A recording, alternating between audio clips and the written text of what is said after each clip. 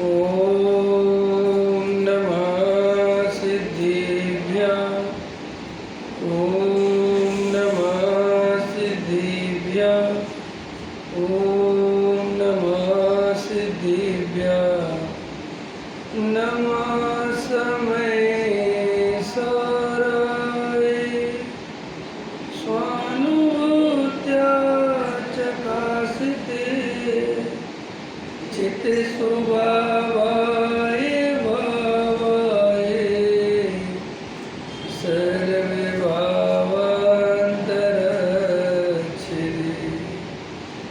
अनन्तधर्मणस्तत्त्वं पश्यन्ति प्रत्यगात्मना अनेकान्तमयी मूर्ति नित्यमेव प्रकाशिता वन्दे तु सर्वस्य दुर्व्यचलमणोमवं गतिं पते मोक्षामि समयपाहुल मिणमो सुदति बलि बलिदं संतप्यमान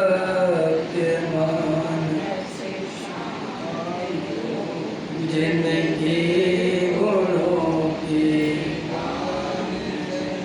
वे वर्धमान महान जिन विचरे हमारे ध्यान में। आचार्य कुंद देव द्वारा विरचित समय सार परमागम विराजमान है। गाथा नंबर 6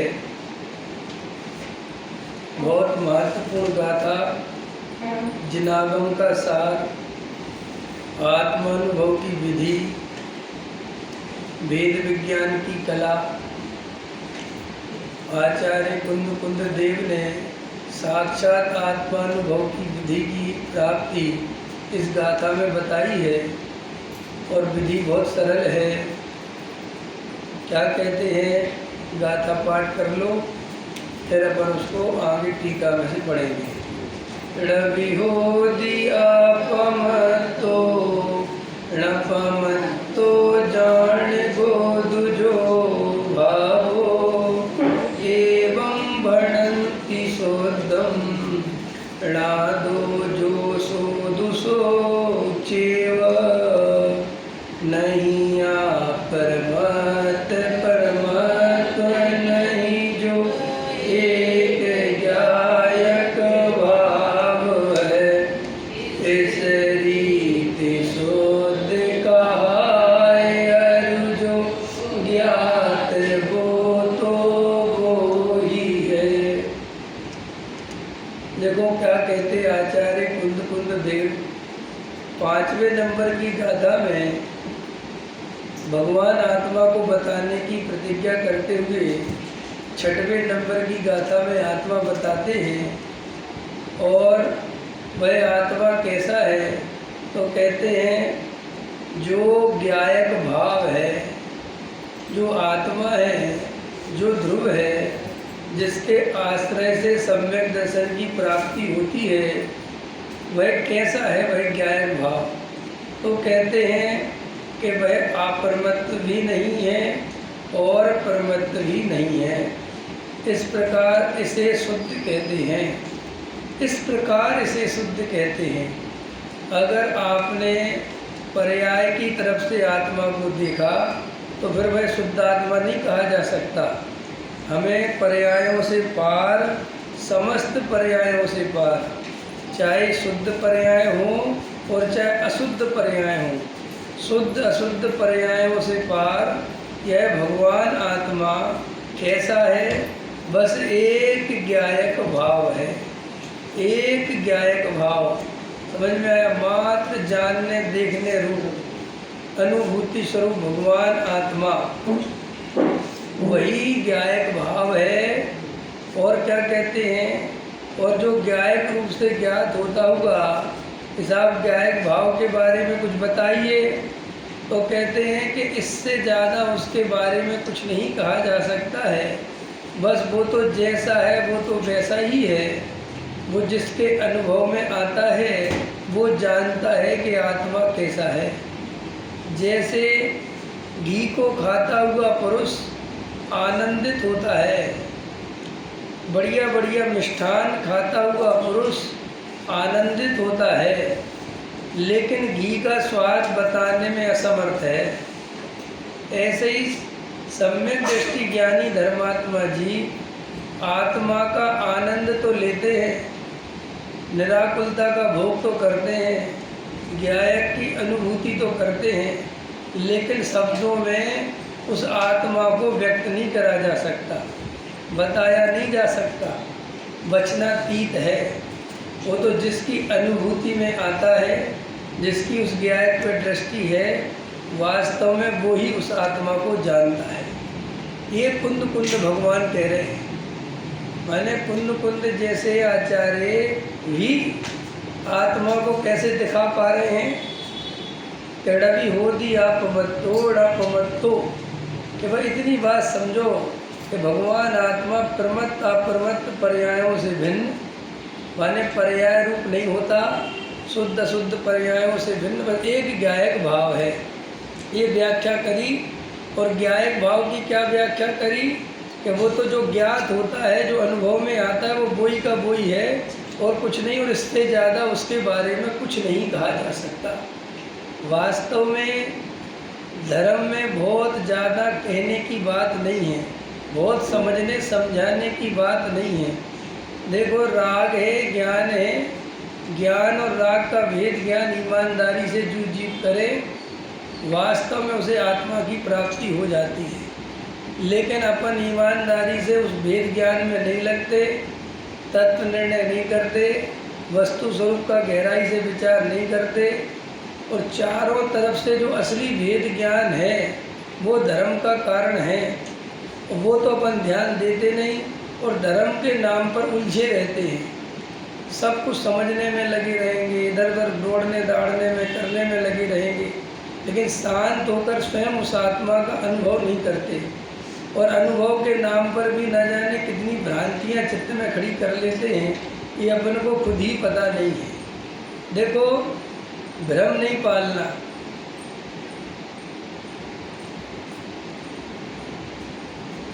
अपन लोगों में से कितने लोग यहाँ बैठे हैं जो गुरुदेव श्री को सुनते हैं? कान्जी स्वामी का वचन कितने लोग सुनते हैं आप लोगों में से? है कोई सुनता है? बस 2 ही लोग सुनते हैं, 4-5 लोग सुनते ना, समझ में? अपन गुरुदेव कोई नहीं सुनते और अपन मुमुक्षु बन गए। तो भाई, जिनके आधार से तुम मुमुक्षु बने हो, जिनके तुम पंथ संप्रदाय में जा रहे हो, जिन कान्जी स्वामी की तुम घर पर फोटो लगा रहे हो, कम से कम उनको सुनो तो कि वो क्या कह रहे हैं।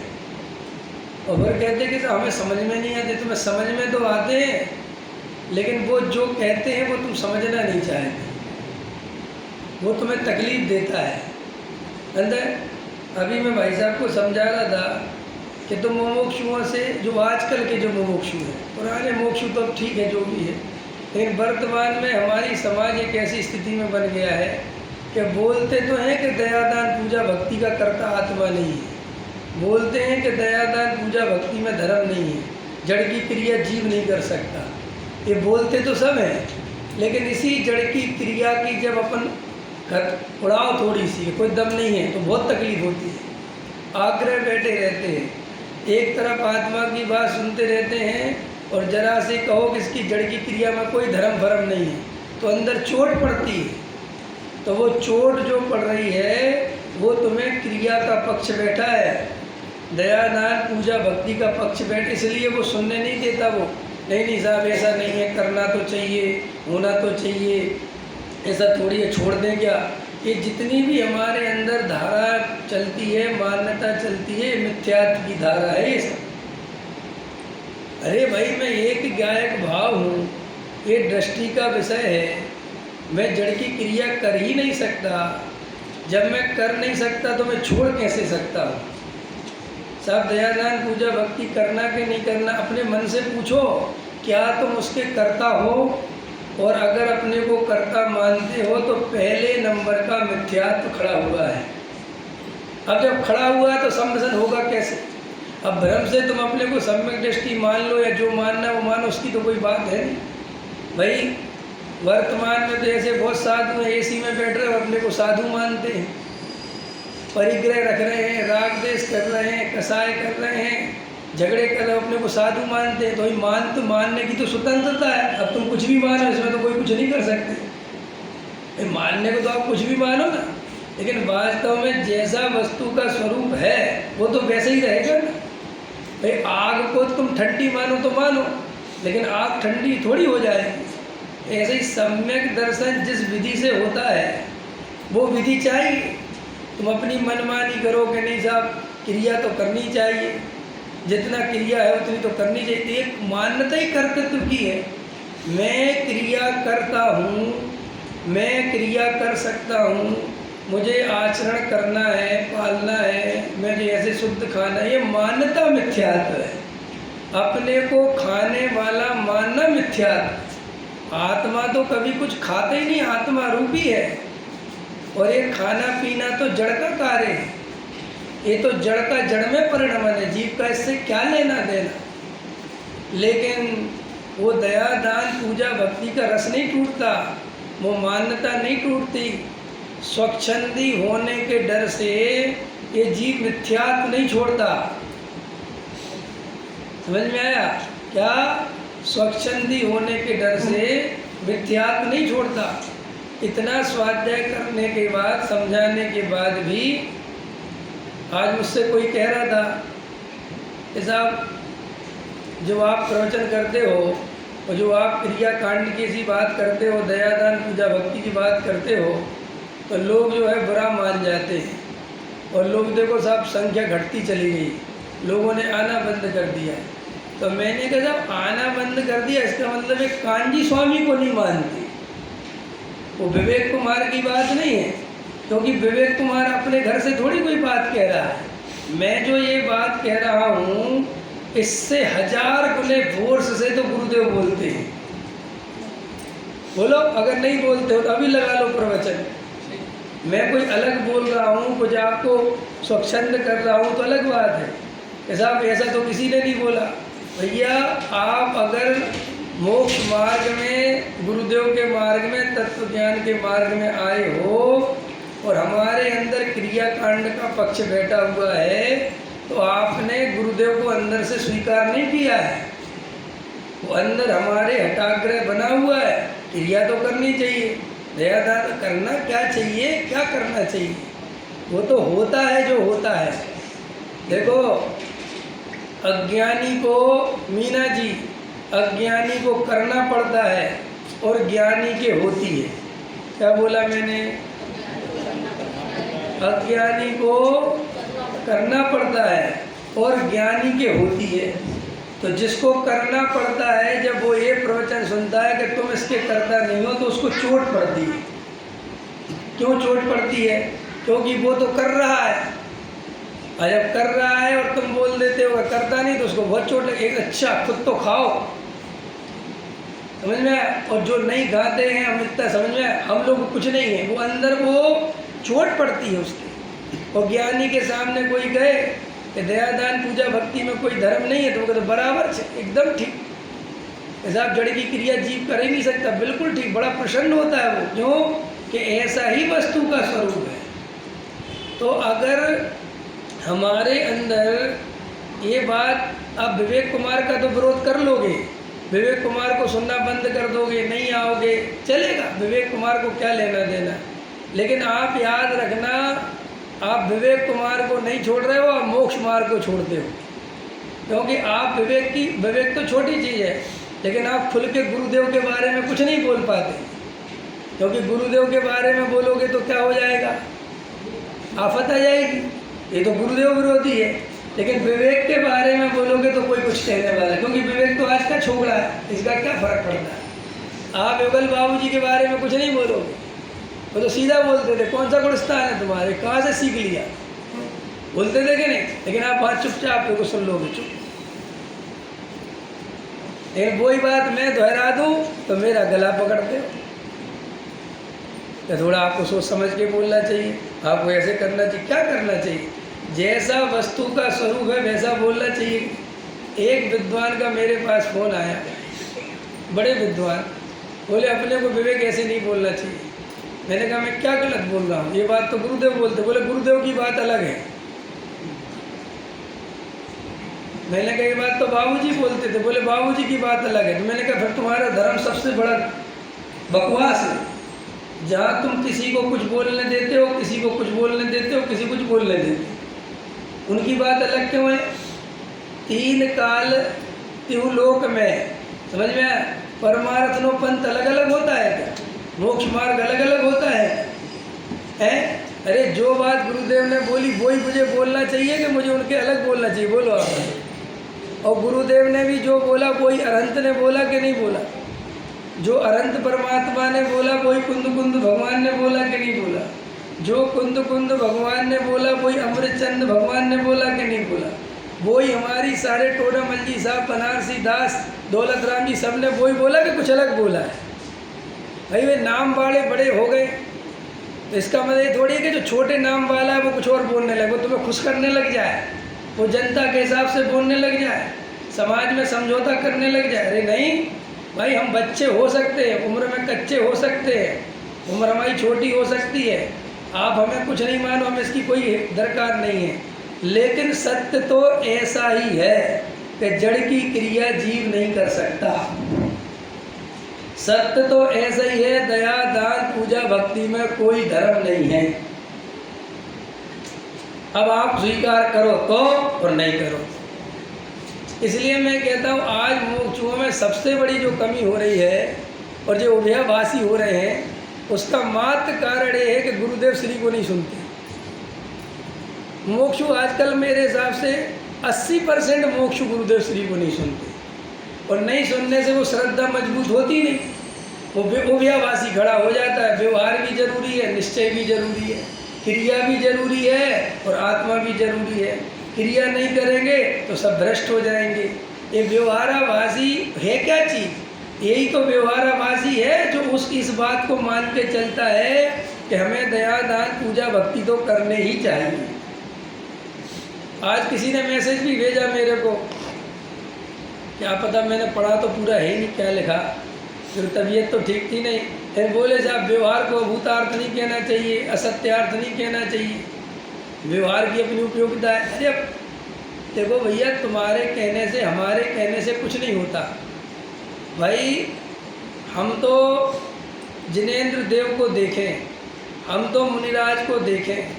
हमारे मुनिराज शास्त्रों में कहते हैं, यद्यपि मैं तो एकमात्र चैतन्य मूर्ति हूँ, परिणति मेरी मलिन हुई है मोहोदय से। कह रहे कि नहीं कह रहे? परम विशुद्धि को पावे वह परिणति मेरी। माने हमारे यहाँ तो वस्तु का स्वरूप में वे अमृतचंद भगवान छठवें गुणस्थान की परिणति को मलिन परिणति कह रहे हैं। कह रहे कि नहीं कह रहे? क्योंकि उनका कौन सा गुणस्थान है? छठवा सातवा। उनको हमारी तरह पंच इंद्रिय के विषय भोगों का राग तो है नहीं, अशुभ भाव तो है नहीं, तो शुभ भाव को मलिन परिणति कह रहे कि नहीं कह रहे? अब या तो ये कह दो कि साहब उनकी बात सही नहीं है, तो भाई मलिन परिणति कहा ना उनने कि ये शुभ भाव जो है ये मेरा स्वभाव नहीं है, ये मलिन परिणति है। और मैं तो यद्यपि चैतन्य मूर्ति हूँ, और ये भी ख्याल में कि द्रव्य स्वभाव से मैं तो सदा काल चैतन्य तत्व हूँ।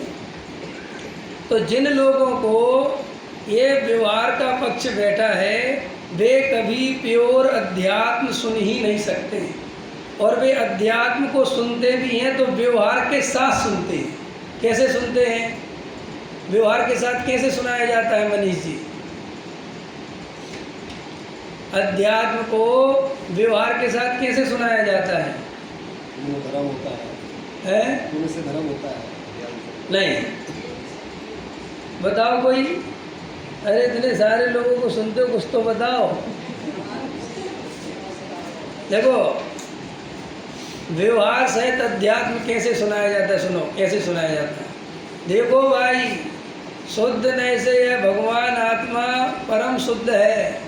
राग देश रूप होता नहीं, कसाय रूप होता नहीं। दया दान पूजा भक्ति में धर्म नहीं, दया दान पूजा भक्ति बंध के कारण है। वास्तव में स्वरूप तो ऐसा है, लेकिन दया दान पूजा भक्ति छोड़ मत देना, धैर्यशील संयम छोड़ मत देना। वे तो तुम्हें करना ही करना है। ये तो ऊपर उठने की बात चल रही है, नीचे गिरने की बात नहीं चल रही है। इसलिए दया दान पूजा भक्ति करना, लेकिन इनमें धर्म नहीं मानना। ये है व्यवहार सहित निश्चय का उपदेश। और अगर व्यवहार सहित निश्चय का उपदेश दो तो समाज में कभी कोई प्रॉब्लम क्रिएट ही नहीं होती। क्यों? हम ऐसे ही तो जी रहे हैं, हम ऐसे ही तो चाहते हैं, हम ऐसे ही तो धर्म चाहते हैं कि हमारा व्यवहार भी बना रहे और हम परमार्थ की बात भी सुनते रहे। बोलो, तो इसका मतलब ये है कि आपने उभयाभासी प्रकरण को पढ़ा नहीं ढंग से। ये मान्यता उभयाभासी जीव की है। देखो भाई, जब तक शुद्ध भाव नहीं हो जाए तब तक शुभ भाव में रहना चाहिए, शुभ भाव करना चाहिए। तो ये तो मान्यता ही मिथ्यात्व की है, क्योंकि शुभ भाव करना चाहिए माने शुभ भाव का कर्ता जीव है, ये आपने सिद्ध कर दिया।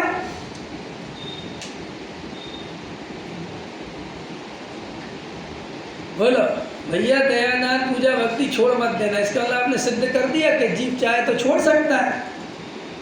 भाई कर्ता हो गया ना, बोलो कर्ता हुआ कि नहीं हुआ? भाई आप कोई चीज़ कहते छोड़ देंगे तो इसका मतलब आप मानते हो ना कि आप उसके कर्ता हो ना। आप ये कैसे कहते कि मैं छोड़ दूंगा? देखो मैं इसके लिए उदाहरण देता हूँ। अपन किसी माँ से उसके बेटे की कितनी बुराई करो तो क्या उस माँ की ममता अपने बेटे के प्रति कम हो जाती है क्या? बोलो जल्दी। कितने कहोगे तुम्हारा बेटा बहुत बुरा है, पढ़ता लिखता नहीं है, कुछ भी हो, लेकिन तुम्हारे बुराई करने से उस माँ की ममता में कोई फर्क नहीं पड़ता। क्यों? क्योंकि वो ममता करती नहीं है, उसको ममता होती है। आया समझ में कि नहीं? क्या नाम आपका? तुम्हारा हामिद। समझ में आया कि नहीं आया? यानी जैसे वहाँ बेटे की बुराई कितनी करे तो माँ की ममता कम नहीं होती। क्यों ममता कम क्यों नहीं होती? क्योंकि ममता माँ करती नहीं है, वो उसको होती है। समझ में आया? ऐसे ही ज्ञानी के सामने दया दान पूजा भक्ति की कितनी बुराई करो तो उसके दया दान पूजा भक्ति तुम्हारी बुराई करने से छूटते नहीं है, क्योंकि वे तो उसके भूमिका के अनुसार होते हैं। और अगर बुराई करने से छूट जाए तो वे नकली हैं। अगर वो माँ के बेटे की बुराई करी जाए और माँ ममता छोड़ दे तो वो ममता सच्ची के अच्छी, झूठी बोलो, हिसाब बहुत ठीक है। पाप की निंदा करते हैं, स्त्री पुत्र मकान दुकान में कोई सुख नहीं है, घर परिवार में कोई सुख नहीं है, विषय भोगों में कोई सुख नहीं है, पर इसकी बुराई करते कि नहीं करते? तो अभी कोई आके नहीं कहता पंडित जी की बुराई मत करो वरना छोड़ देंगे। कहता है कोई मीना जी है? आज तक पापी से पापी आके नहीं कहता कि भाई साहब अगर आप ऐसी बातें करोगे तो कल मैं शादी नहीं करूँगा। इतनी बुराई सुनने पर भी अपन पाप नहीं छोड़ते, क्योंकि पाप अपने आप हो रहा है। और जो अपने आप हो रहा है वो छोड़ने का समझ नहीं आता, लेकिन जो फोर्स लगा के करना पड़ रहा है, क्या फोर्स समझ गए ना? फोर्स लगा के करना पड़ रहा है तो भय सताता है कि अगर हम इसकी बुराई करेंगे, कहेंगे इसमें कोई दम नहीं है तो ये जीव छोड़ देगा।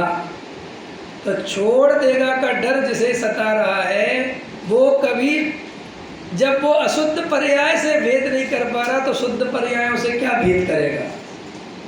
तो उसे डबी हो दिया पमत तो जाड़ गोदू जो भागो, ये बात समझ में आएगी कहाँ से? क्षयोपम ज्ञान में समझ में आ जाना अलग बात है और वास्तव में अंतरंग से अनुभव में आना अलग बात है। देखो, हमारे अंदर स्वाध्याय करने का मतलब क्या है? भगवान आत्मा अपनी जगह ज्यों का त्यों है, राग आदि भाव अपनी जगह ज्यों के त्यों है, शरीर अपनी जगह है। इस स्वाध्याय में आने का मतलब क्या है कि हमें जो इस आत्मा की बात सुनकर भी, ये वेद ज्ञान चर्चा सुनकर भी जो हमें आत्मानुभव नहीं हो रहा है, इसका क्या कारण है, अपन ये समझने आए हैं। हमें तुम्हें आत्मा थोड़ी समझाना है। हम जितने यहाँ पर आप लोग बैठे हैं, आप क्या सोचते हो मैं समझा नहीं सकता जो उसके आगे लिखा हुआ है? अरे ये तो तुम घर में बैठ के पढ़ लोगे, मुझे पता है। और अच्छे से पढ़ना हो तो अनुशीलन पढ़ लेना। डॉक्टर साहब एक बात कहते थे, अगर विद्वान से शास्त्र ही पढ़वाना है तो वो तुम खुद ही पढ़ लेना। क्या नहीं समझ में? तुम डॉक्टर के पास गए तो काय के लिए जाते हो डॉक्टर के पास? बीमार हो गए ना तुम, सर्दी जुकाम खांसी हो गया, बुखार हो गया, तो डॉक्टर के पास नहीं जाओ। पता है बुखार की दवाई क्या है? पैरासीटामोल। एक एंटीबायोटिक ले लो, एक गैस की गोली ले लो, यही देता है ना डॉक्टर। या देता तो ले लो, खुद से खा लो। नहीं, डॉक्टर के पास जा रहे हो तो वो कुछ स्पेशल है, वो समझता है कि किस मर्ज की क्या दवा है। ऐसे ही विद्वान के पास कई लोग, हमें तो शास्त्र पढ़ा दो। अरे शास्त्र तुम खुद पढ़ लोगे। हमारे अंदर क्या भूल चल रही है, हमारे अंदर क्या मिथ्यात्व चल रहा है, हमारे अभिप्राय में क्या दोष चल रहा है, उसको पहचान कर बताने का काम है विद्वान का। पोस्टमार्टम करना काम है, तुम्हारे अंदर की भूल निकालना। समझ में आया? तो साहब कि भूल कैसे निकलती है कि जब तुम लोग मेरे पास रहते हो ना और बात करते हो तो तुम्हारी बातों से पकड़ता हूँ मैं कि तुम कहाँ खड़े हो, क्या समझ रहे हो। मैं कहता कुछ नहीं हूँ लेकिन समझता सब हूँ। जैसे डॉक्टर कहता है ना कि ज़्यादा मत बोलो, सब समझ में आ गया, अब चुपचाप दवाई लो। तो हम तुम्हें जो प्रवचन में दे रहे वो दवाई यही है। हमने देखते हैं हम अंदर से कि जीव कहाँ खड़ा हुआ है। समझ में आया? देखो, ऐसा लिखा है टोडरमल जी साहब ने मोक्ष मार्ग प्रकाशक में, सुना होगा आप लोगों ने, पढ़ा भी होगा कि अगर श्रोताओं में व्यवहार का पक्ष देखो तो निश्चय की बात समझाना। देखा कभी? सुना पढ़ा? और अगर निश्चय की अधिकता हो तो व्यवहार समझाना। तो अपन में काय की अधिकता है? बोलो, है व्यवहार की। तो क्या समझना? व्यवहार का निश्चय। इसलिए मैंने निश्चय की ठेकेदारी ली है, क्योंकि व्यवहार का उपदेश देने वाले छावड़ा जी ने लिखा है। छावड़ा जी लिखते हैं, समय सार पढ़ना नहीं, जैसे ना आचार्य ने लिखा, व्यवहार का उपदेश देने वाले जगत में बहुत हैं, जगह जगह मिल जाएंगे। और जिन वाणी में भी 90% उपदेश व्यवहार का है। ये निश्चय की बात, परमार्थ की बात कहने वाले जगत में बिरले हैं। एक तो मुश्किल से मिलते हैं, समझ में आया? और शास्त्रों में भी निश्चय की बात इतनी आसानी से नहीं मिलती। समझ में आया? साथ में व्यवहार खड़ा रहता है। इसलिए अपन का ये व्यवहार का पक्ष अनादिकाल से नहीं निकला। किसी शास्त्र में ये नहीं लिखा, कोई शास्त्र उठा के लाओ जिस शास्त्र में ये लिखा हो कि इस जीव ने आत्मा की बात अनंत बार सुनी। समझ में आया? आत्मा का परिचय किया, ये कहीं लिखा है? क्या लिखा? मुनि व्रत धार अनंत बार। ये लाइन काहे की घोषणा कर रही है कि हमने अनंत बार व्यवहार का पक्ष बनाया। कह रही कि नहीं कह रही मीना जी? कह रही ना। लेकिन वो ये कह रही साथ में कि पहने जो आत्म ज्ञान में, मैंने आत्मा का ज्ञान नहीं किया अपन ने, असली जड़ ये है। और अभी भी अपन व्यवहार के ही पक्ष में लगे। अभी भी जो हमारी साधना पद्धति है वो व्यवहार पद्धति वाली है। हम परमार्थ की तरफ हमारा ध्यान नहीं है। हमें लगता है, देखो भाई, ये समय सार सुनना, ये कोई परमार्थ की बात नहीं है कि समय साथ सुन लिया तो परमार्थ पद्धति हो गई।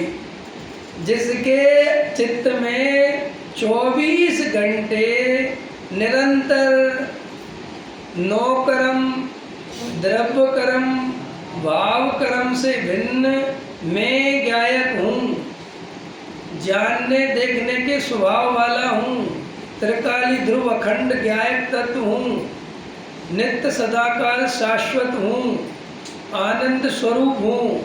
ये जड़फड़ की क्रिया मेरे में नहीं है, जड़ की क्रिया में कभी कर ही नहीं सकता, ये तो बिल्कुल भिन्न है। मेरे अंदर उत्पन्न होने वाले जो विकारी भाव राग देश के परिणाम ये मेरे स्वभाव में है ही नहीं, इनका कर्ता भोक्ता मैं हूँ नहीं। ऐसी गर्जना, ऐसी उद्घोषणा, ऐसी वेद ज्ञान की अविरल धारा जिसके चित्त में निरंतर चलती है, वो ही जीव परमार्थ का सेवन करता है। पंडित साहब, कमलेश जी पंडित जी आ गए। बोलो पंडित साहब, समझ में आया? परमार्थ की धारा ये है, पूजा नहीं रह जाए, भक्ति नहीं रह जाए, अरे ये तो रह ही गया, ये तो रह ही गया। जो ये बुरा भाग बैठाने में लगा है वो तो पक्का संसारी है, व्यवहारी है। जब आप थोड़ा ऐसे बोलते अच्छा नहीं लगता भाई साहब, ऐसा बोलते तभी तुम्हारी नींद खुलती है। हम जानबूझ के बोलते, आप क्या सोचते मैं बेवकूफ़ हूँ? मुझे नहीं पता तुम किस बात से खुश होते हो। अरे हम तो जानबूझ के बड़ा इंजेक्शन लगाते हैं, छोटे मोटे इंजेक्शन असर ही नहीं करते हैं। अब एकदम ऐसे बोलो बकवास है, क्या क्या बोल रहे हैं, और ऐसे बोलो नहीं करना तो चाहिए, ठीक बिल्कुल बराबर। वो गुरुदेव के में चलते हैं ना, बराबर। सोते रहो, बराबर। बोले पंडित जी जिंदा होकर मर गए, बोले बराबर। सब बराबर, सब बराबर, सब बराबर, सब बराबर। ऐसे बेहोशी में आदत पड़ गई सुनने की, थोड़ा व्यवहार थोड़ा निश्चय, थोड़ा व्यवहार थोड़ा निश्चय, थोड़ा व्यवहार, आदत पड़ी जन्मों जन्मों की। थोड़ा मीठा थोड़ा नमकीन, थोड़ा मीठा थोड़ा नमकीन, ऐसे खाते कि नहीं खाते है? थोड़ा मीठा दो नमकीन दो, नमकीन तो तुम्हें ऐसे थोड़ा निश्चय सुना दो। पंडित जी प्रवचन 1 घंटा करो तो 50% निश्चय और 50% व्यवहार। ए भैया उल्टा मत पकड़ लेना, एक ही शैली चलती, उल्टा मत पकड़ लेना। अरे पहले सीधा तो पकड़ लेने दो, तुम पहले ही डरा देते हो। समय सार खोल के बैठ जाएंगे, अब 6वें नंबर की गाथा खोल के बैठ जाएंगे, अकर्ता की बात बोलते हैं वो बोलते जाएंगे। भैया ये बात निश्चय की है, इसका मतलब तुम व्यवहार छोड़ मत देना। अरे तुम ऐसे डरे हुए आदमी को समय सार खोलना चाहिए, इतने घबरा रहे, तुम इतने डर रहे हो। देखो आपको ये बात जानकर आश्चर्य होगा, आज जो अपने समय सार की भगवान आत्मा की वेद ज्ञान की तत्व चर्चा सुन रहे हैं, उसका सारा श्रेय वर्तमान में सारा श्रेय जाता है तो पूज्य गुरुदेव श्री कांची स्वामी जी। इसमें किसी को कोई संशय विपर्य नद्वसाय होना ही नहीं चाहिए, और अगर होता है तो वो तुम जानो, तुम्हारा काम जाए। पूज्य गुरुदेव श्री ने जो हिम्मत का काम किया कि जगत के सर्व जीवों को इस आत्मा की बात सुनाई, बिना डरे, बिना भयभीत हुए, बिना स्वच्छंद की चिंता करे बिना। आपको पता है वर्णी जी को आत्मख्याति की टीका कंठस्थ याद थी, और गणेश प्रसाद वर्णी साहब रोज आत्मख्याति टीका का सुबह उठ के पाठ करते थे, समय सार पढ़ते थे। ब्रह्मचारी शीतल प्रसाद जी ने समय सार पे काम किया, बहुत विद्वानों ने काम किया है।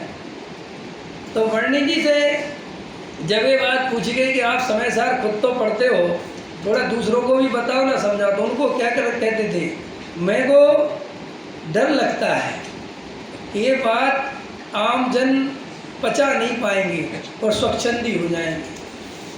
बताओ, उस डर से वे आत्मा की बात नहीं कर पाए, समाज सुधारक बने रहे। समझ में आया? गुरुदेव श्री ने जब भगवान ये समय सार मिला तो न जगत को निहाल कर दिया।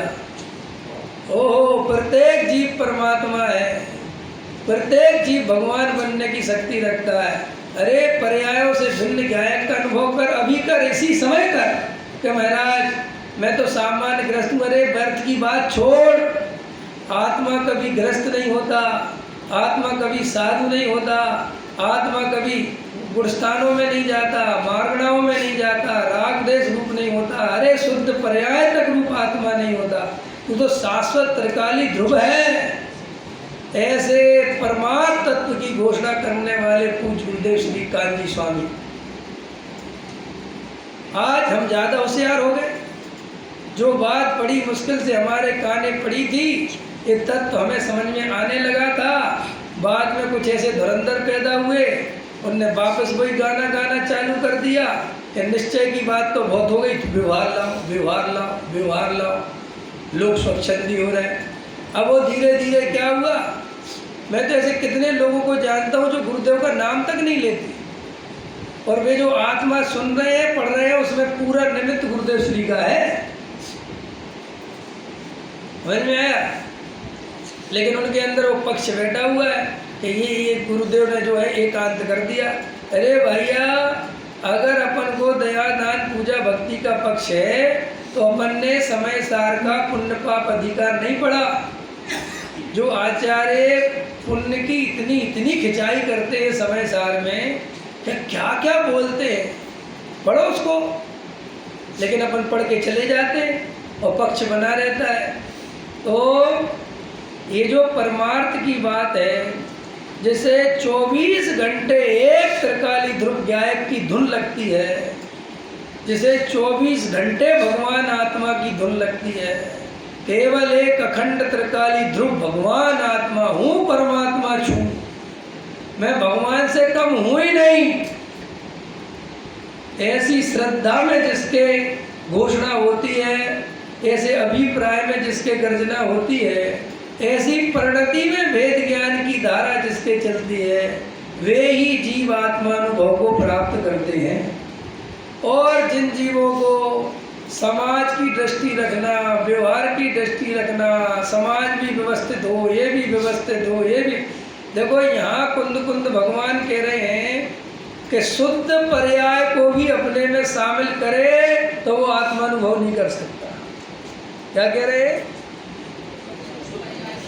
शुद्ध पर्याय लिया ना, भी होती अपमत्तो अपमत्तो, तो अपमत्तो माने शुद्ध पर्याय। तो वे कह रहे शुद्ध पर्याय को भी अपने में मिलाकर देखे तो वो ज्ञायक भाव को नहीं देख सकता। नहीं समझ में? देखो भाई, हमारी बात समझ लो आप। हम तो कई दफे कह चुके, क्या करें। अब हम कहीं प्रवचन करने जाते हैं तो हमें तो पता नहीं कौन से जीव कहाँ से आए, क्या समझते हैं क्या नहीं समझते। हमें क्या पता, कोई तुमने इंटरव्यू तो रखवाया नहीं बाहर कि भाई किसको एंट्री देना है किसको नहीं देना है। यहाँ तो आते चले जाते हैं। हम तो अपनी धारा के पक्के नहीं समझा। अब हम हार्ट स्पेशलिस्ट हैं और तुम्हारी टांग टूट गई, अब तो हमारे यहाँ आ गए, तुम तो हार्ट का ऑपरेशन करेंगे, हम क्या करें?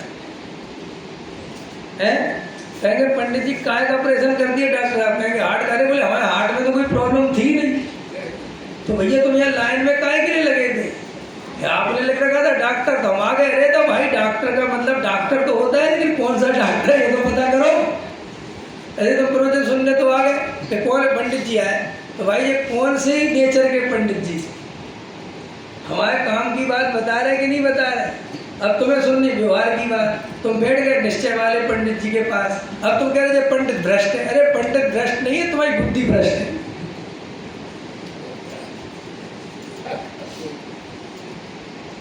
अकल तुम में नहीं, ये तो तुम्हें समझना चाहिए। भाई मैं हमेशा कहता हूँ, मैं अभी कुछ करो। मैंने कहा कि मनोज जी है, मनीष जी, भाई तुमने क्या लिखा हमारे प्रकरण में बाहर है? क्या लिखा है कि हम सिविल लगा रहे और विवेक सागर को बुला रहे, हमारा विषय ने डलवाया आत्मानुभव की विधि, लगवाया ना विषय, अरे यही लिखा ना।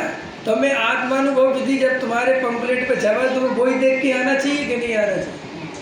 तुम्हें सुनने समझ में ही आना चाहिए कि ये आत्मानुभव वाला आ रहा है, तुझे क्रियाकांड को तो उड़ाएगा, क्योंकि आत्मानुभव में क्रियाकांड को उड़ाना ही पड़ता है।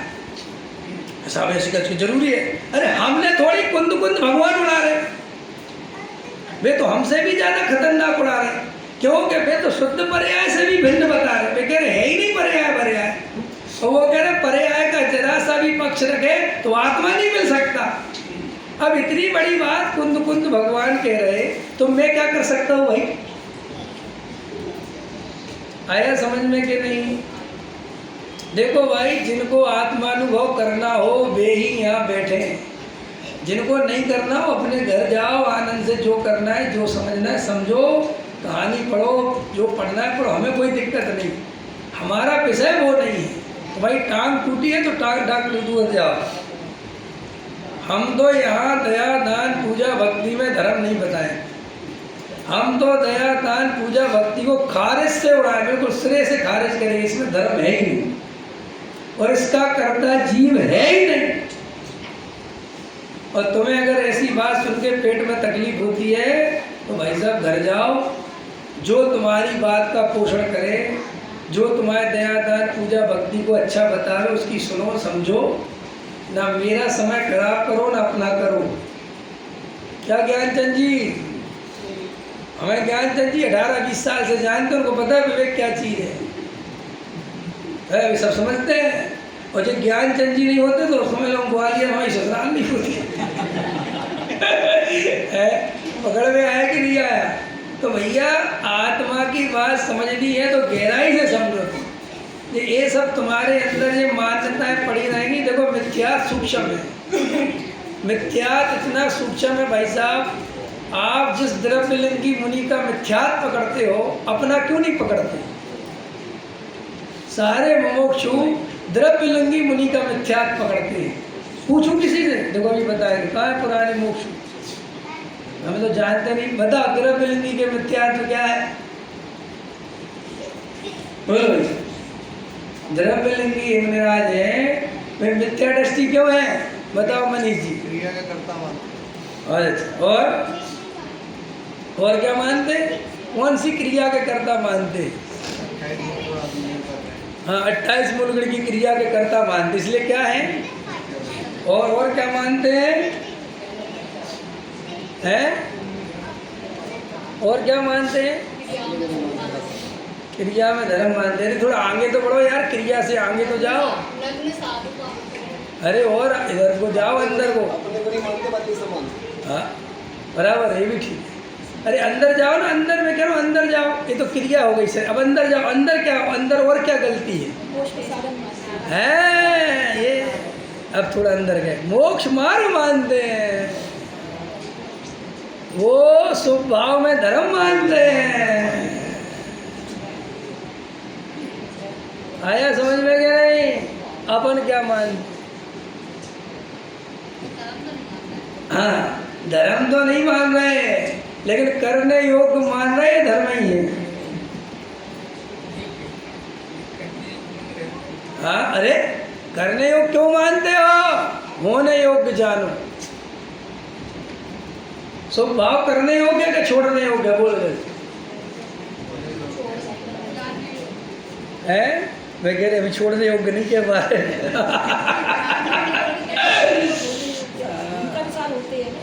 होते हैं तो भूमिका के, भूमिका शब्द है क्या चीज़ पता है किसी को?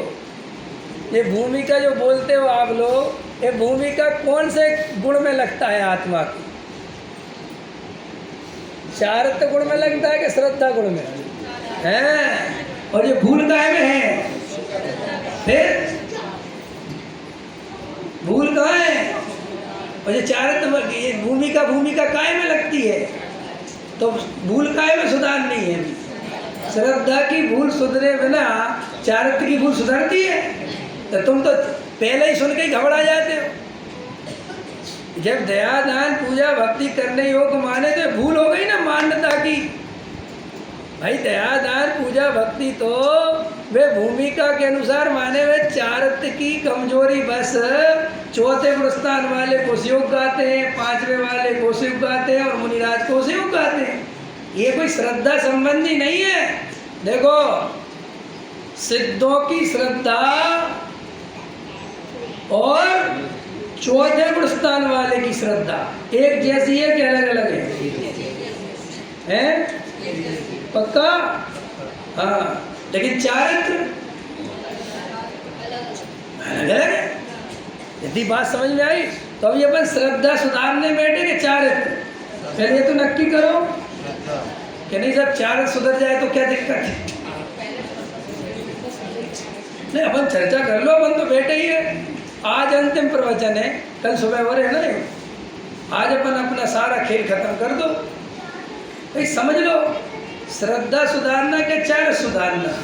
श्रद्धा। अब दूसरी बात, चारित्र सुधारने को क्या सुधारना?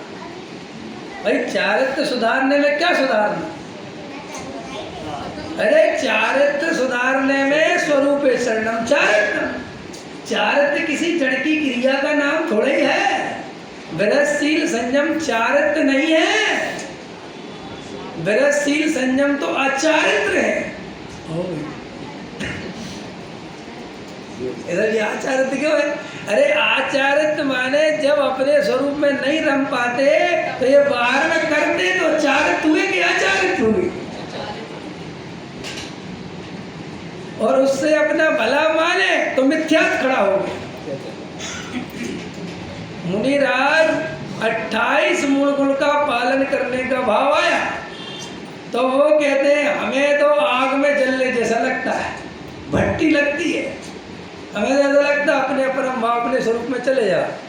तो वो कहते हैं कि वो स्वभाव हो जाए तो वो चारित्र की कमजोरी से, और स्वभाव में उपादेय बुद्धि हो जाए तो वो दर्शन मोहे। आया समझ में कि नहीं है? तो ग्वालियर में तो स्वाध्याय समाज है ना भाई, इसलिए विषय थोड़े पैसे ले रहा हूँ मैं। आप लोग स्वाध्याय करते हो, पढ़ते हो, मुझे पता है ये सब, लेकिन अंदर में भूलें पड़ी रहती, निकल नहीं पाती। हम शब्द बोलते भूमिका के, मैंने भूमिका के अनुसार का अर्थ होता है कि उसमें तुम्हारा कोई कर्तृत्व नहीं है। वो तो जैसे लड़की है तो लड़की कुंवारी है, तो लड़की कुंवारी है माने कुंवारेपन की भूमिका है। तो कुंवारेपन की भूमिका में उसका चाल चलन, उसका आचरण कुंवारेपन जैसा होगा। समझ में आया? माँ कहेगी चलो किचन में चलो, अरे हम तो नहीं जाते। माँ कहेगी कुछ बना, हम तो नहीं बनाते। उठेगी अपने हिसाब से। समझ में आया कि नहीं आया? अब उस लड़की को कोई देखे तो माँ बोलती है कि शादी होगी तो क्या करेगी, लेकिन माँ श्रद्धा में जानती है कि सब सही हो जाएगा। पिता भी जानता है, सब जानते हैं। क्यों जानते हैं? अरे सब जानते ना, ज्ञान है ना कि भाई ये भूमिका यही है। और जब वो लड़की की शादी होकर ससुराल जाती है तो ऐसी व्यवस्थित उठ जाती है, बेजा बराबर रसोई बनाना सीख जाती है। अब माँ भी जब लौट के मायके आवे तो अपनी लड़की की तरफ ध्यान से देखती, ये क्या हो गया? अरे कुछ हुआ नहीं, वहाँ श्रद्धा परिवर्तन हुई कि अब ससुराल, तो वह भूमिका बदल गई। तो क्या है उसमें? और ये तो सरल है। जो लड़की सोती थी तो भाई साहब जो बाजू में सो उसकी आफत आ जाए, समझ में? और वो जब उसके बच्चा आ गया तो एक करवट सोती रहती है। एक वो छोटा बच्चा होता है ना, 4-6 दिन के, 8 दिन के, 10 दिन के, 20 दिन के, 4, तो वे रोते भी इतना महीम है कि सुनाई नहीं देता है ना। कुछ बारीक से रोते ना जरा सा, लेकिन तो वो पिता को सुनाई नहीं देता। चलो माँ एकदम उठ जाती, तुझे कहाँ से आ गया, ये कैसे आ गया? अरे भाई साहब ये स्वरूप है। ऐसे ही जब जीव को आत्मा मिलता है और उसका स्वरूप में चढ़ना हो जाता है तो उसके बाहर में स्वयं सावधानी आती है। वो कोई सोच सोच के सावधानी नहीं लाता। ये मुनिराज ईरिया समिति पूर्वक चलते हैं तो मैंने ईरिया समिति इसलिए मुझे चलना चाहिए, ऐसा नहीं है।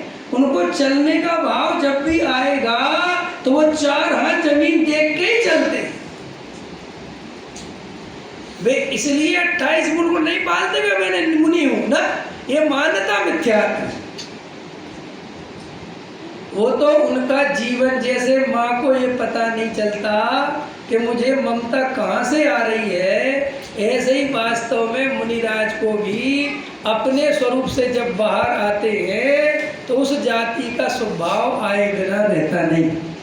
ऐसे ही पंचम गुण स्थान वाले का अलग है, चौथे गुण स्थान वाले का अलग है। ये सारा विभाग जैन दर्शन ने व्यवस्थित किया है। चौथे गुण स्थान में पांचवें गुण स्थान जैसा स्वभाव नहीं आता, पांचवें गुण स्थान में मुनिराज जैसा स्वभाव नहीं आता। ये स्वरूप है वस्तु का, आया पकड़ में। तो अपने को अगर आत्मा का अनुभव करना है तो अपने को एक अखंड त्रिकाली ध्रुव भगवान आत्मा की दृष्टि के अलावा कोई उपाय नहीं है। हमें पर्याय का बिल्कुल भी पक्ष नहीं रहना चाहिए। कोई तुम्हारे सामने ये बोले कि दया दान पूजा भक्ति का कर्ता जीव नहीं है, तो आपको अंदर से पूरी तरह अनुभव से आना चाहिए कि वास्तव में कर्ता नहीं है। अगर आपको अनुभव में आता है कि नहीं करना पड़ता है, करे बिना पूजा पाठ भक्ति नहीं होते, तो अपन समझ लो कि अपन अभी कर्तृत्व के बोझ से दबे हुए हैं। मंदिर जाने से कुछ नहीं होता। अच्छा बता दिए कल से मंदिर नहीं जाएंगे, तो इसका मतलब तुम जबरदस्ती मंदिर जा रहे थे, तुम्हारी भक्ति असली नहीं थी। तो फिर असली भक्ति कब मानी जाएगी? कि जब हम कहें कि तुम मंदिर से कुछ नहीं होता, तो अभी तुम्हें अंदर है, बिल्कुल सही, लेकिन राग आए बिना रहता। जैसे सम्यक दृष्टि पंच इंद्री के विषय भोगों में सुख मानता है क्या? बोलो, मानता है? पक्का है? किसी को डाउट तो नहीं है? पर भोगता क्यों है? है? वाह वाह, वहाँ उदय की बलवत्ता आ गई तुम्हारी। मुझे यहाँ पूजा पाठ में नहीं आती उदय की बलवत्ता, ये तो हम करते हैं। मैंने गजब गजब की पढ़ाई है मैंने। वहाँ ये विषय भोग की बात कहो तो उदय की बलवत्ता आ जाती, और ये पूजा पाठ भक्ति जे तुम्हारे पुरुषार्थ से होते, अरे ये भी उदय की बलवत्ता से होते। क्या ये भी उदय की बलवत्ता से होते? मैंने वो कसाई की मंदता होती है, तो वो उस जीव को अपने स्वरूप में नहीं रमता, तो उसको वो दया दान पूजा भक्ति का राग आता है, लेकिन उसको धर्म नहीं मानता, उपादेय नहीं मानता, करने योग्य नहीं मानता। जैसे सम्यक दृष्टि विषय भोग भोगने योग्य नहीं मानता कभी भी। उसको अंदर में 100% निर्णय होता है कि इनमें कोई दम ही नहीं है, हटाओ बिल्कुल। मतलब ये आज हट जाए तो बढ़िया। बोलो, अपन लोग अगर सही धर्मात्मा है और अपन को अभी सिद्धालय जाने का अवसर मिले, तो कौन कौन जाएगा? हाथ उठाओ। जाओगे कि नहीं जाओगे? अरे जाओ, लेकिन आपको पता कोई बुलाने आए नहीं वाला नहीं, तो हाथ उठाने में क्या जा रहा है? आया समझ में? तो ये दयादान पूजा भक्ति की जो स्थिति है भैया, इसकी खिंचाई सुन के डरना नहीं, उल्टा खिंचाई करवाना कि करो तुम तो, ताकि हम देखें तो कहीं हमें पक्ष तो नहीं बैठा। आया समझ में कि नहीं? जैसे अपन डॉक्टर से ऑपरेशन करा है, तो वो कहता चलो उठ के चलो, नहीं साहब हम कहते चले, अरे चलो भाई, करते कि नहीं करते? चलो चलो थोड़ा कि साहब ऑपरेशन हुआ है, हम और टूट जाएगी हड्डी। अरे हम कह रहे चलो, ताकि कुछ कमी वमी हो तो हमें यही देख ले। होता है ना लोग में। ऐसे ही तुम जब ज्ञानियों से मिलो तो कहा करो, करो पूजा पाठ की खिंचाई कर। हम तो देखें कुछ, हमें कुछ तो नहीं पड़ा पंडित जी के पूजा पाठ क्रिया कांड से कुछ नहीं होता, हम सुने तो थोड़ा। समझ में? अगर अपन ये सुन भी नहीं पा रहे हैं, तो इसका मतलब है कि अंदर भयंकर पक्ष है उसका। कई लोग उठ के चले गए। अरे उठ के क्यों चले गए? हमसे मिलते, हमसे बात करते कि हमें आपकी ये बात समझ में नहीं आई, हमसे भाग के करोगे क्या? नहीं तो इलाज तो यही है, दूसरे डॉक्टर के पास चले जाओगे तो वो इलाज करेगा नहीं जो तुम्हारी बीमारी है। देखो, वक्ता से, जिनवाणी से अपनी कसाय का पोषण नहीं करना, अपनी विपरीत मान्यता का पोषण नहीं करना, ये बात ध्यान रखना। जो वक्ता हमारे अनुसार बोले हम तो उसको सुनेंगे, तो तुम्हारी भूल निकलेगी नहीं। अगर तुम डॉक्टर ऐसा चुनोगे कि डॉक्टर दवाई तुम अपने हिसाब से नहीं दोगे, हमारे हिसाब से दोगे, तो क्या होगा? डॉक्टर के आ जाओ हम तो दे देंगे तुम्हारे हिसाब से, क्या होगा? रोग ठीक होगा कि मरोगे? ऐसे ही जो श्रोता ऐसा आग्रह रखते हैं कि पंडित जी आप हमारे अनुसार बोलो, तो तुम पंडित जी को बुलाने लायक नहीं हो। हाँ, पंडित जी से चर्चा करो कि पंडित साहब हमें आपकी ये बात समझ में नहीं आई, तो ठीक है, लेकिन भाग गए, चुपचाप लेके चले गए। अरे बात करो ना कि भाई साहब हमें ये बात हम देखेंगे। सो बात चुपचाप निकल जाता है, क्योंकि ये कहेंगे तो इनको हमारी भूल पता चलेगी। नहीं समझ में आया? तो चुपचाप चुपचाप चुपचाप, अरे चुपचाप नहीं, अगर बात समझ में नहीं आ रही तो बात करो, उसमें क्या बात? हो सकता है हम गलत हो सकता है हमारी मान्यता गलत हो सकता है हमने गलत ढंग से कोई बात कही हो सकता है हम कुछ कहना चाहते और कुछ और निकल गया हो और हमें पता नहीं चला हो। तो बातचीत करोगे तो समझ में तो आएगा। अब आज ही आप सुबह प्रश्न पूछ रहे थे, तब तो मैं बीमार था, अभी ठीक हूँ। आपने क्या पूछा? साहब ये सब श्रोता जो प्रश्न नहीं करते बहुत बड़ी गलती है। मैं ये बिल्कुल मान के, तुम लोगों को अगर तत्व निर्णय करना है तो प्रश्न करना चाहिए। ये प्रश्न नहीं, डरते क्यों? तुम समाज के सामने थोड़े आधार में हो जाओगे, हो जाना। ये समाज कोई काम की चीज़ है क्या? ये समाज कभी किसी का नहीं होता, मोक्ष व्यक्ति का होता है, समाज का नहीं होता। अगर ये सोचते रहोगे कि जी हमारे बारे में क्या सोचेंगे, हम ये प्रश्न पूछेंगे तो जी हमारे बारे में क्या सोचेंगे, हम ये तो सोचते रहो जिंदगी भर। डॉक्टर के सामने शर्म खाई, रोग छुपा लिया तो क्या होगा? अब दूसरी बात, अपने आप केवल नहीं बने कि तुम अकेले अकेले बुलाया जाए। अगली बार बुलाओ ना, क्या मनीष जी, मनोज जी, एक केवल बना देना, कहना पंडित जी इस केवल में बैठेंगे 1 घंटे। समझ में आया? और 1000 रुपये टिकट। अंदर जाके अपनी व्यक्तिगत समस्या रखो। समझ में आया? तो तुम्हारी हम बात सुनेंगे, समाज को किसी को पता नहीं चलेगा तुम्हारी क्या बात है।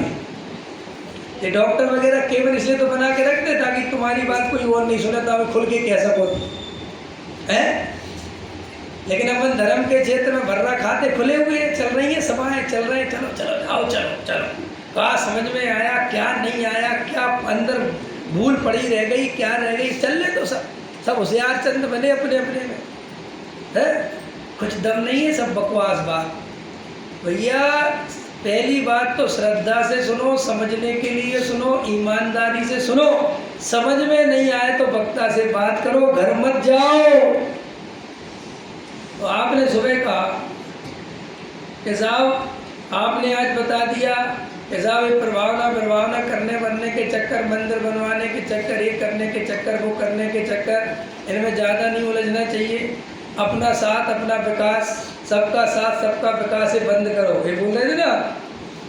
अब ये इनको क्या लगा कि साहब हमें तो बड़ा डाउट हो गया, तो क्या अपन प्रभावना करें कि नहीं करें, हैं? अपन मंदिर बनवाए कि नहीं बनवाए? अब देखो तुम्हें समझ में नहीं आए कि इसके बोलने में मिथ्यात्व है। अपन मंदिर बनवाने वाले हैं क्या? बोलो, अरे हाँ है ना। अपन समाज के कर्ता धरना है क्या? मंदिर अपनी योग्यता से बनता कि अपने बनाने से बनता? प्रभावना अपनी योग्यता से होती कि तुम करते हो? अरे बोलो, महावीर भगवान थे, अपन जो मंदिर बनाने को बहुत बड़ा धर्म करते रहते हैं, महावीर भगवान थे ना, उनको पता था कि नहीं कि पंचम काल लगने वाला है? अरे बोलो, था कि नहीं था? और पंचम काल में क्या क्या होने वाला ये पता था कि नहीं था? तो जब भरत जी वहाँ पे, वो कहाँ पे, कैलाश पर्वत पे जिन मंदिर बनवा सकते हैं, तो महावीर भगवान को वो 100 धर्मेंद्र उनके कपड़े ला के देता है, सारी व्यवस्था करता है, समझ में? और सम्यक दृष्टि है महावीर के नहीं? अरे हाँ है ना। छायक सम्यक दृष्टि के उपसम सम्यक दृष्टि पक्का। तद्भव मोक्षगामी के 2-4 भव बाद मोक्षगामी पक्का। स्वधर्मेंद्र उनकी सेवा करता था कि नहीं करता था? तो भाई साहब उनको प्रभावना का राग आना चाहिए कि नहीं आना चाहिए? चौथे गुणस्ता में उनकी प्रभावना का राग कहाँ चला गया? चाहते तो स्वधर्मेंद्र से कहते कि देखो भाई तुम एक ऐसा चिन्ह मंदिर बनवाओ और जगह जगह बनवाओ। राजाओं ने, ये तुम्हारे राजा हुए ना कुछ, जो जिन शासन के प्रभावक राजा हुए, जिनने जगह जगह जिन मंदिर बनवाए वे आज भी हैं, है ना, गुफाएं बनवाई ऐसे, है ना, खारवेल राजा। तो ऐसे महावीर भगवान स्वधर्मेंद्र से कहते कि इतना बढ़िया मंदिर बनाओ कि जगत में कोई दूसरा मंदिर नहीं हो एक बार, और ऐसा बनाओ कि पंचम काल के अंत तक टिका रहे, क्योंकि ये जिन शासन अंत तक टिका रहना चाहिए। लेकिन देखो कुछ भी विकल्प नहीं है, कुछ भी नहीं किया। हिसाब क्यों नहीं किया? बताओ क्यों नहीं किया? बताओ आप लोग। वस्तु की स्वतंत्रता जानते थे इसलिए नहीं है? वस्तु की स्वतंत्रता जानते थे इसलिए नहीं। हाँ, और बताओ। अरे भाई है? हाँ बराबर है। और बताओ। अरे भाई पंचम काल जैसा है वैसा ही रहेगा ना। पंचम काल का जो स्वरूप है उसे कौन बदल सकता है? इसलिए ऐसा राग आता ही नहीं। गजब गजब की बात है। अरे मंदिर बनना हो तो अपनी योग्यता से बनता है, मैं थोड़ी बनाने वाला हूं। ऐसा निर्भर होना चाहिए। मैं जिन शासन की परवाह न, क्या जिन शासन की परवाह? गुरुदेव श्री कहते थे होने योग होगी तो होगी। जब आप गुरुदेव ऐसा करो, थोड़ा सा व्यवहार की बात बोलो। आपको पता है गुरुदेव के पास एडवाइस देने वाले एक से एक वकील थे, एक से एक होशियार लोग, बड़े बड़े सेठ गुरुदेव के पास जाते थे, बहुत विद्वान आला दर्जे के। और गुरुदेव से कहता क्या कहते थे, आप जो बात बताते ना ये 50% स्पीड से फैल रही है और लोग आ रहे हैं, लेकिन अपन थोड़ा सा अगर व्यवहार की ओर चर्चा चालू करें जरा सा, तो भाई साहब विरोध बंद हो जाए और सारे के सारे यहाँ पे हजारों आदमी आए। तो गुरुदेव श्री कहते कि भाई पोपा भाई का राज नहीं। मैं कैसे कह दूं वस्तु का स्वरूप ऐसा है। पंथ संप्रदाय के पोषण के लिए, भीड़ के लिए, प्रभावना के लिए मेरा जन्म नहीं हुआ है। तीर्थंकर प्रकृति जिस भाव से बंधे वो भी बंध का कारण है, वो भी ये है। ऐसा ही वस्तु का स्वरूप है। अरे कैसे थे हमारे गुरुदेव? कोई कहे बहुत बड़ा सेठ है, अच्छा क्या करते हो? कि साहब मेरा बीड़ी का काम है, उसी में कीड़ा हो जाएगा। सोचो, और लोग उनको समझा जाते थे कि ये बहुत बड़े सेठ है, ये बहुत बड़े। अरे सेठ ये मैं मत कर, बकरी के पेट में मैं वो करेगा। समझ में आया क्या? परिग्रह में सुखमान ऐसा। अभी भैया जो आदमी जंगल में बैठा है और एक उम्मीद की करण जगी है कि ये सेठ आया है तो कुछ भला हो जाए, उसी सेठ को समझ में आया कि नहीं आया? क्या गजब की बात है, क्या ऐसे और ऐसे गजब की बात। जितने गुरुदेव से बड़े लोग प्रभावित हुए उसका मूल कारण ये था कि वे कहते थे हम जहाँ जाते हैं हमें माला पहनाई जाती है, सम्मान मिलता है, हमें कुर्सी डाली जाती है। ये सोनगढ़ एक ऐसी जगह है जहाँ हमारी असलियत बताई जाती है।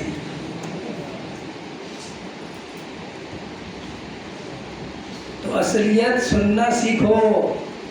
अगर सत्य सुन नहीं सकते तो सत्य पे चलोगे कैसे? अगर सत्य सुनने की ताकत नहीं है तो सत्य का अनुभव करोगे कैसे? आया समझ में? भाई गहराई से वस्तु का स्वरूप समझो। रवि हो दिया पमत्तो जाड़गो दुज भावो। जब ये कुंद कुंद भगवान शुद्ध शुद्ध पर्यायों से भिन्न एक ज्ञायक भाव है और ऐसे ज्ञायक भाव को स्वीकार करता है तो ही आत्मानुभव होता है। और वो अनुभव ऐसा है कि जिसको जिसको होता है वो ही जानता है।